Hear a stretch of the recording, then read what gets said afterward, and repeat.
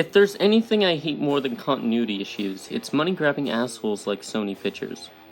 They have a property, and instead of putting time and money and effort into actually making it good, they throw a bunch of shit at the wall to see what sticks.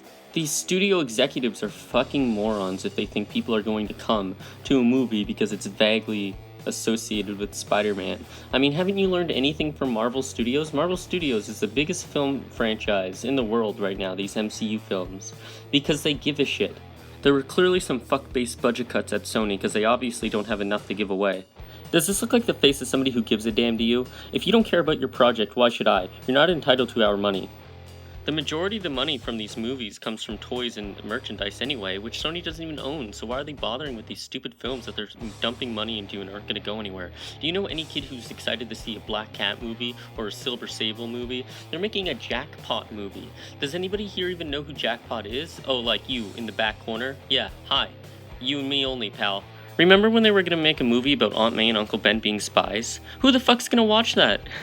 Yeah, you look real fucking cool going around with your Aunt May t-shirts and Uncle Ben action figures. That's the problem with the Silk movie. There's no brand recognition, which is fine if you're actually Marvel. Marvel can make anything and people will go see it because it's a trusted brand. If these movies are bad, and let's be honest, they probably will be because Sony has no idea what they're doing, there's no way that Marvel's gonna go anywhere near those radioactive turds with a 10-foot pole.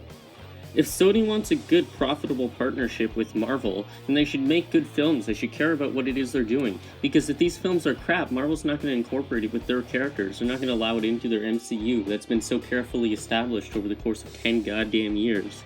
It's just not going to happen. Sony doesn't understand that, though. These characters don't stand on their own. Most of them are throwaways. Jackpot, for example, only has a few appearances. She's meaningless. She's a side character to a side character to a side character. Nobody gives a damn about her. She doesn't stand the test of time, and nobody's thought about her in the last 10 goddamn years. You could say the same thing about Silk. She was only created to establish Spider-Verse. Silk can't work on her own. She's not a strong enough character to carry her own film. And if you do have Spider-Man in it, you fuck with his origin. There's no way Marvel's gonna let Sony screw up Spider-Man's origin.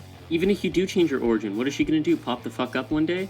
I mean, she's a redundancy, and without Spider-Man, her character's meaningless. People don't even like her in the comics. She's an asshole. Sony doesn't even understand prominent characters like Spider-Man and Venom. I mean, the director of Venom described Venom as like a brain-eating monster. He doesn't eat people's heads. He eats people's heads in the movie, but that doesn't make any sense. Venom actually cares about people. He does what he feels he has to, which sometimes means he's a lethal protector, but he doesn't go around eating people, and he certainly doesn't do it for fun. He doesn't take pleasure in killing. He's Venom. He's the lethal protector. You can't have a protagonist of your film, who's supposed to be a good guy, eating people's heads because he enjoys it. That's disgusting, and it doesn't make sense for the character because it's not who he is. We can't empathize with somebody who eats people. You don't empathize with the zombies in The Walking Dead. And so too will be the case with Venom if he's just a mindless brain-eating monster. It's not like the suit requires sustenance. That comes from the host. If he's eating heads because it's pleasurable to him. What kind of monster does that? How are we supposed to empathize with somebody like that? At least with Frank Castle the Punisher, there's an ideology, there's an argument.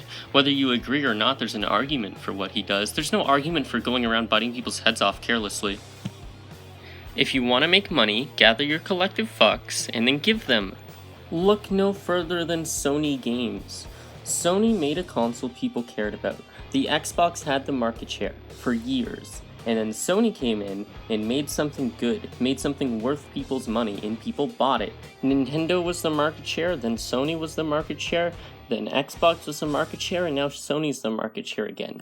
Because they gave a shit. They made something worth people's money, and people walked into the store and bought it. It's not like they bought the first console they saw. They bought the PlayStation for a reason. The Spider-Man PS4 game is a perfect example of this. People love the game, so therefore people spend money on the game. People are spending money on this game in vast quantities. People are recommending it to their friends, people are saying it's very good, people are sharing the screenshots from the game online, and people are buying copies. It's pushing sales.